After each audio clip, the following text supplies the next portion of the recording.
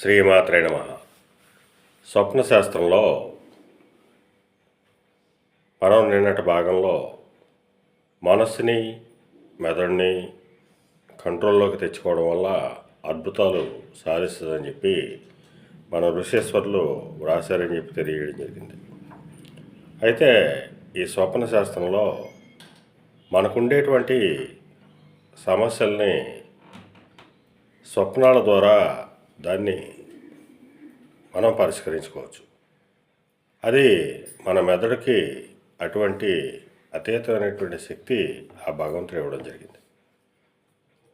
ఉదాహరణకి ఏదో ఒక సమస్య మనకు ఉంది. ఆ సమస్య గురించి మనం ఎవరిని సలహా చేయలేనటువంటి పరిస్థితి ఉంది.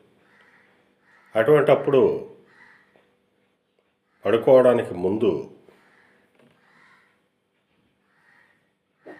ఒక అరగంట మనస్సుని మెదడుని రెండింటినీ కూడా అనుసంధానం చేస్తూ, అంటే యోగా ప్రక్రియలో ఇది సాధ్యమే, అది చేస్తూ ఒక అరగంట కాన్సంట్రేషన్ని తీసుకొచ్చి ఆ తర్వాత మన సమస్య గురించి ఒక్క 5 నిమిషాలు ఆలోచించి నిద్రించినట్టయితే మన మెదడు స్వప్న రూపంలో మనకి ఆ సమస్యకి పరిష్కారం ఇచ్చేటువంటి అవకాశం ఉంటుంది.